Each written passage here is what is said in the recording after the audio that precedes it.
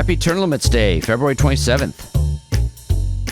We have a lot to celebrate this year, starting with legislative victories just last week in Arizona and Georgia. Hi, I'm Philip Blumel. Welcome to No Uncertain Terms, the official podcast of the Term Limits Movement, published on February 24th, 2025. This is episode number 258. Your sanctuary from partisan politics. U.S. Term Limits has a new chair in the state of Delaware, former State Senator Dr. Mike Katz. Here's how he described Term Limits Day in the Beta Bay News last week under the headline, "It's time to get serious about congressional term limits." Quote, "We celebrate February 27th as National Term Limits Day. We do this to raise awareness of today's most popular and bipartisan issue, congressional term limits. With over 151 members who have pledged to support congressional term limits now serving in Congress, we're seeing movement to pass them. In the House of Representatives, House Joint Resolution 12, sponsored by Representative Ralph Norman of South Carolina, has more than 50 co-sponsors listed. Once passed by Congress and ratified by the states, it would limit representatives to 3 terms or 6 years and senators to 2 terms or 12 years. In the Senate, Senator Ted Cruz of Texas filed Senate Joint Resolution Number 1, the companion resolution, with 15 co-sponsors. This National Term Limits Day, events will be held throughout the nation to bring attention to the need for them. If term limits are good enough for the president, why not for Congress? Happy Term Limits Day, and let's finish the job and get term limits on Congress." Right on, Dr. Katz. Thank you. In his piece, he also emphasizes the importance of the states in applying pressure on Congress to act. This is being done by passing official applications for an amendment writing convention under Article 5 of the U.S. Constitution, limited to the subject of congressional term limits. Well, how's that going? I'm glad you asked. 9 states so far have passed the Term Limits Convention resolution. Since our last podcast, 2 more chambers have approved the application. On February 19th, the resolution passed the Arizona House, led by House Speaker Steve Montenegro, in a bipartisan vote of 31 yeas and 28 nays. And the very next day, February 20th, it was the turn of the Georgia Senate, which passed the resolution in another bipartisan vote of 34 to 18. The effort there was led by Senator Bill Cowsert. Well, the bills are already introduced in the second chambers in both Arizona and Georgia. Recall that for a state to officially apply for the convention, it requires both chambers to make the call. The governor does not have to sign the resolution. Okay, so Arizona and Georgia this last week join Indiana and South Dakota now among the 4 legislative chambers that have passed the Term Limits Convention resolution since January 1st of this year. We're hoping to get a floor vote in the South Carolina House this week, maybe even on Term Limits Day, February 27th. We'll see. And significant moves have also been made in Kansas, Utah, Idaho, Missouri, Ohio, and Texas. 3 states made full applications last year: Louisiana, North Carolina, and Tennessee. How many will do so in 2025? To some extent, it's up to you. If I mentioned your state, please go to termlimits.com/takeaction. There you will find your state and click the Take Action button next to it. There you will be able to quickly and easily send a message to the relevant decision makers in your state to support the Term Limits Convention. It's on their desk right now, so please don't delay. Last year was our most successful yet since we launched the Term Limits Convention project. But 2025 could be even better. Next, Nick Tomboulides, Executive Director of U.S. Term Limits, appeared on the national desk last week and summarized the state of the term limits movement for viewers nationally over the Sinclair Broadcast Group network. Let's hear it. An overwhelming majority of Americans support term limits for Congress, with polls by Pew Research and McLaughlin showing at least 83% think it's necessary from both sides of the aisle. Well, joining us this morning to discuss, the CEO of the nonprofit U.S. Term Limits, Nick Tomboulides. Good morning to you, Nick. Good to see you. Good morning, Jen. So your group is working to get a constitutional amendment passed for term limits. How would that work, and what set of terms are you proposing for Congress? Well, term limits is the one issue I think that everyone agrees on, whether you're a Democrat or a Republican. And it's easy to see why, because we have people who run for Congress and, they say it's a swamp, and then they get there and they realize it's more like a hot tub. They get cozy, they get comfortable, they never want to come home, they become career politicians. We've got people like Mitch McConnell and Nancy Pelosi who've been in Congress longer than I and many Americans have been alive. It's simply unacceptable, and the results have been a disaster. So in terms of how it would work, it would be just like the term limits that we have for the president, for most governors, for state legislators. At a regular period, we're saying 6 years for the House. You throw the bums out, you get somebody new faces, new ideas, new perspectives, people who can change the system before it changes them. Well, critics say we already have term limits. They're called elections. How do you answer that? You know, I hear that out of people in Washington all the time, and honestly, I think they're just trying to save their own bacon because they know better. These incumbents, they get reelected 98% of the time, even though they have a 10% approval rating. It's obviously a very broken and very rigged system. They have tens of millions of dollars they're sitting on. They know how to keep real competition away. In fact, the only way you get real elections is through term limits, because then you're guaranteed that open seat every 6 years or so. But it would require Congress. So is it really feasible to think Congress would ever term limit themselves? Not too feasible because chickens don't tend to vote for Colonel Sanders, as you know. But when we look at American history, there have been many constitutional amendments that Congress has refused to pass. And we've actually forced their hand by going through the state level. You go to the state capitals and you pass these resolutions for a constitutional amendment. Typically, they're called convention resolutions. And then you can force Congress to propose something. It's been done with many amendments in the past, including presidential term limits. And we're doing the same thing here for congressional. So it is true that without pressure, Congress won't do it, but we can apply that pressure through the states. Well, tell us about the progress that you've made so far. Sure. Yeah, we're organizing in all of the state capitals, and we haven't been doing it for very long, but we've already gotten 9 states to pass these resolutions for congressional term limits. We've got a lot more on the way. We're looking this year at South Dakota. Their state house just passed this. The Indiana State Senate just passed this. Okay. We're alive in Georgia, South Carolina, Ohio, Arizona, many other states this year. And as we get more and more of these states signed up behind the congressional term limits resolution, it really ratchets up that pressure on Congress to do something because they don't want to leave this to the states. They're going to have to preempt the states and propose that amendment themselves. So you've already got some states on board with you there. I want to ask you very quickly, you were talking about some of the signs we've seen lately in our Congress, the aging Congress. You mentioned Nancy Pelosi, Mitch McConnell. There are those who say we need age limits, not term limits. What do you say to that? Right. I think people are correct when they say Congress is the world's most expensive assisted living facility. In fact, we actually find members of Congress who have been living in assisted living facilities and not doing their jobs as of late. It's extremely alarming. Age limits is a great idea as well. We have it for many other professions. Here in Florida, where I live, we do it for judges. Airline pilots have age limits, many other professions.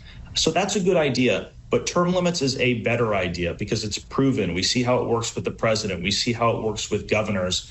With term limits, you're really making it more about competency rather than age, because there are some older people who are doing a great job. There are also some younger people who don't know what they're doing. So with term limits, it's more about attacking the corruption and the incumbency rather than age. CEO of U.S. Term Limits, Nick Tomboulides. Great to see you. Thanks for joining us. Thank you, Jan. Appreciate it. Next, the country's longest-serving Senate party leader in U.S. history, Senator Mitch McConnell of Kentucky, has announced he will not be running for re-election. First elected to the U.S. Senate in 1985, Senator McConnell famously announced that there would be no vote on congressional term limits while he led the Senate. Well, Senator McConnell has already stepped down from his position as Senate Majority Leader and now will leave the Senate altogether in 2026. His replacement is Senator John Thune of South Dakota. Encouragingly, in 1996, Thune was elected to the U.S. House of Representatives on the premise that he supported term limits. He pledged to serve only 3 two-year terms, a commitment he honored by stepping down after 6 years to run for the Senate.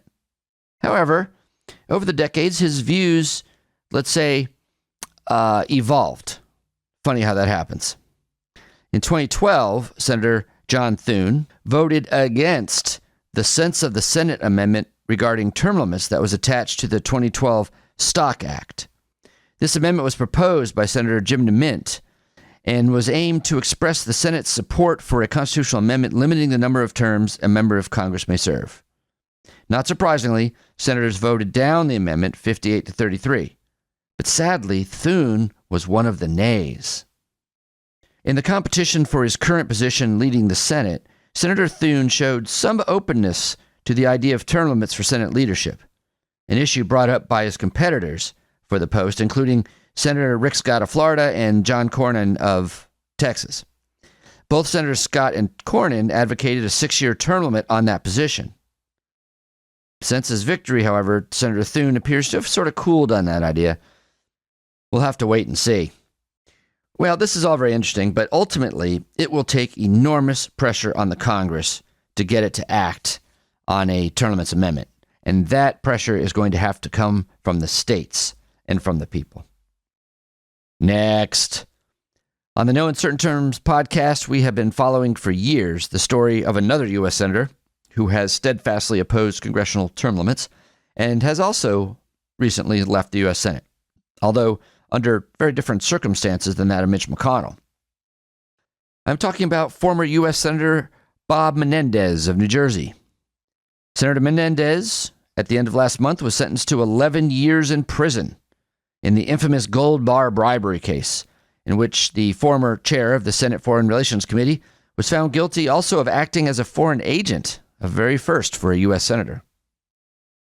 Senator Menendez served over 30 years in the U.S. Congress before he resigned in August of last year. This was his second corruption trial. In 2018, a jury was unable to reach a verdict in that case. Notably, Senator Menendez refused to sign the U.S. Term Limits Pledge to co-sponsor and vote for the Congressional Term Limits Amendment, of course. Also, back in 2012, he voted nay, along with Mitch McConnell and John Thune, on the Sense of the Senate non-binding resolution asking whether congressional terms should be limited. Given the incumbent advantages that lead to the 90% plus re-election rate in Congress, the corrupt have little to fear. No wonder long tenure is so highly correlated with corruption. Tenure in office with little fear of a competitive electoral challenge encourages arrogance and also provides ever-growing opportunity for corruption. Next. Inspired by last year's victories of the Term Limits Convention resolution in North Carolina, Louisiana, and Tennessee, author and economist John Tamney announced the arrival of a, quote, growing national momentum for term limits at the realclearpolicy.com website. John Tamney is editor of Real Clear Markets, president of the Parkview Institute, a senior fellow at the Market Institute, and a senior economic advisor to the Applied Finance Advisors Group. His next book is called Budget Deficit Delusion: Why Everything Left, Right, and Supply Side Tell You About the National Debt is Wrong. Here's an audio version of Tamney's recent column, read by the author. North Carolina voters confirm growing national momentum for term limits. North Carolina's legislature recently passed a congressional term limits resolution in bipartisan fashion. The Tar Heel state is the third one in 2024, joining Louisiana and Tennessee to make the historic leap. Voter momentum favors limiting the amount of time those elected to Congress can serve, which is a crucial step toward better times ahead. To see why, simply stop and consider voters' disdain for Congress. It's well known. The latest polls from 2024 indicate that Congress's approval rating languishes in the 19% range. Less well known is voter support for congressional term limits. A recent Pew poll revealed that 86% of Democrats and 90% of Republicans favor term limits for Congress. Voter displeasure with Congress and support for term limits are arguably related.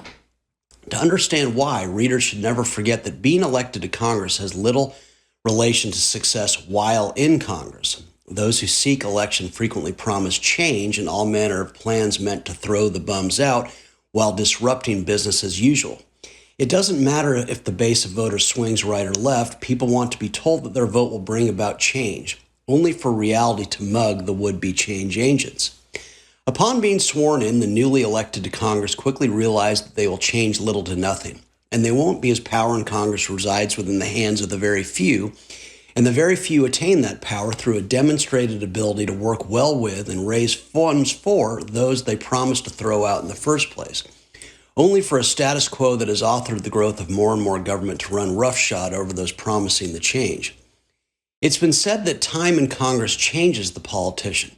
The analysis is backwards. More realistically, politicians capable of being constantly reelected change to reflect their evolution from a reformer who reforms nothing to a politician capable of getting things done based on a reasoned view that power rarely finds its way to those who vote no on everything, who want to change how things are done, or both. See former Congressman Ron Paul if you're confused.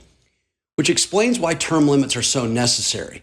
What limits terms in Congress limits time in Congress, which means the greatest attribute of term limits is that they would alter the incentives driving the elected. Precisely because 3 terms is insufficient for most any congressman to amass power, there will be reduced desire to acquire power to begin with. In other words, those who arrive in Washington with reform very much on their minds will have less time or reason to morph into the kind of politician that they arrived in Washington to neuter. Which is why it's hoped that Louisiana, North Carolina, and Tennessee are a signal of a trend. People who run for high office aren't inherently bad people, but the desire to be consequential once in high office brings out the bad in them. See Congress's approval rating yet again. The good news is that the solution to voter disdain for Congress and congressmen can be found in term limits.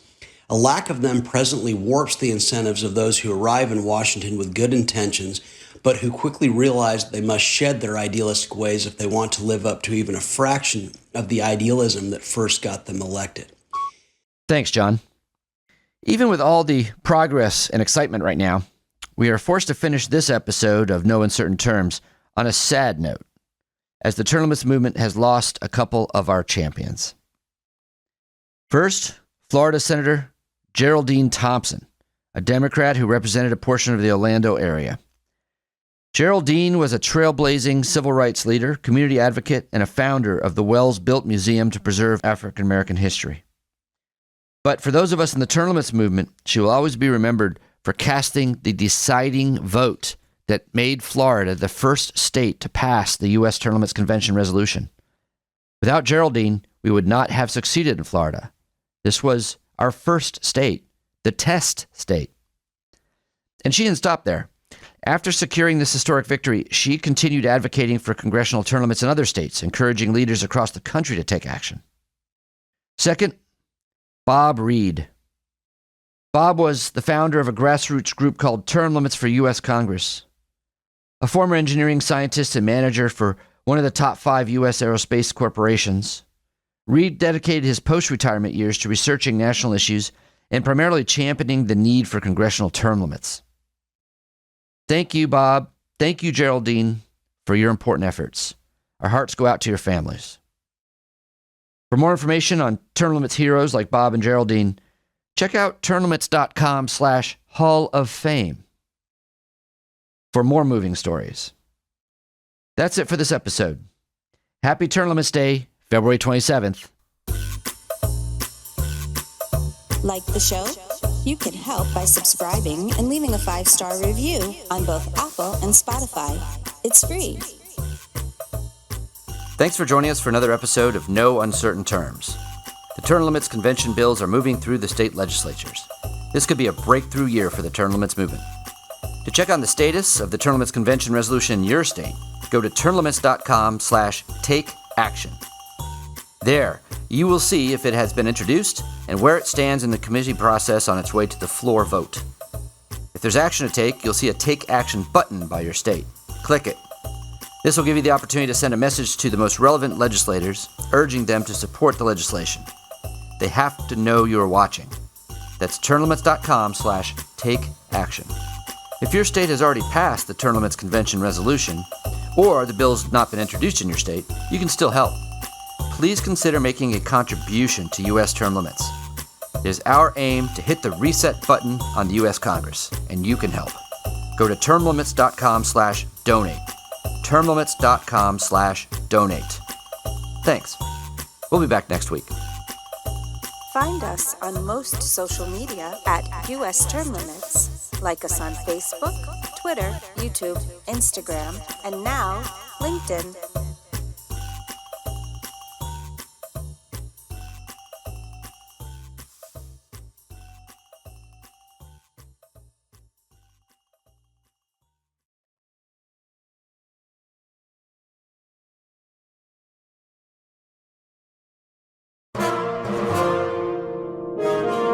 USTL.